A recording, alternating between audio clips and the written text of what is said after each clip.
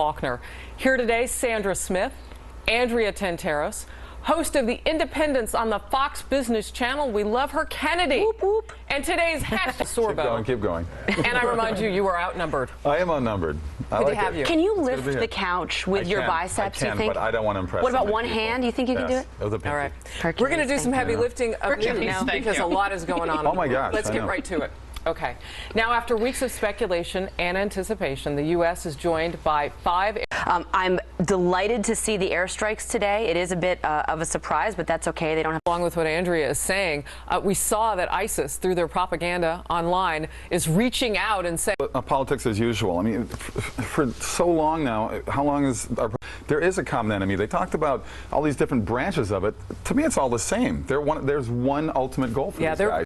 Okay, but by the way, I want to correct you because the enemy of my enemy is not my friend. NATO partner, Qatar, or however you say it now, Qatar, Qatar. No, everyone changed the name. But of our allies in the region, Turkey should be our most steadfast. Where's the rest of the world on this, though? Seriously, where's Europe helping? But Turkey has some 40 countries. But Turkey, we should not expect Turkey to come to our side. Turkey has an Islamic government. They have. We can't sit here and act surprised that we don't get Turkey. And Assad, I would say, is our frenemy. He's not our friend. He's our frenemy, Ken. The Arab nations, but they were part of the mission. But yeah, they gave us hot towels and appetizers. Before I get to Sandra, I want to ask you real quick. Been operating kind of under the radar anyway, so it's already kind of moving because around. He was specifically referencing ISIS. My brother was 23 years in the Army, and he said anytime they got attacked, they had to call in first back here to say, hey, they're shooting. Have to. I mean, that's your. At least they have an end game there. Yeah. If only they had one with this military campaign. Which, by the way, does it have a name? No, it doesn't, and that speaks a lot to our dedication to the mission. That's an excellent point, having grown up. He beat her up and knocked out. Horrible. As it is. What do you think? My take first? I'll tell you my take first. I had a movie came out, God's Not Nation, of a lot of pastors that aren't teaching the Bible the way it should have been taught. I think they're going away from that. I think there's a political correctness even going in our churches, and I think pastors need to go back to help bringing people back into the church and give them real help. Who has a better memory, men or women? Researchers are finding new evidence that shows women do, of course. And they say it could be related to the way parents talk to their kids when they're in preschool. Past studies have shown daughters are asked more about their feelings, while sons are encouraged to focus on what they should do with those feelings. Very interesting, Andrea. I heard you chiming in. Did we really need a study to tell us that? I guess it was a bunch of men who thought up this idea. I don't know. It's not a surprise.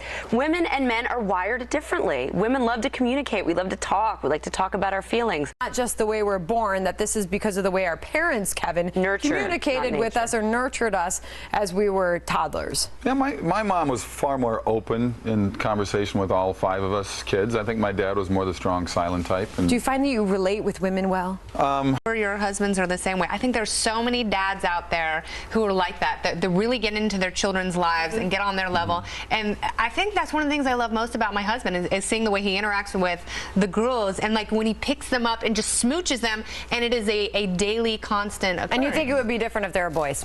No, I don't think it would be different. I think that he suffers from memory loss constantly, and thank God for iPhones and iCal because he can put everything in there. Selective memory loss, though? Is it selective? So a note from my mom. You guys may have better memory, but maybe it's just important. Kiss him on the cheek when you tell him. Well, I just have one thing to say. Harris knows this. I remember everything. Oh, she does. She does. It's amazing. All right, we're staying right here for Outnumbered Overtime on the web, foxnews.com/outnumbered. And click the Overtime tab. I'll give away all Harris's secrets. We're back here on TV tomorrow, noon Eastern Time. Happening Now starts right now.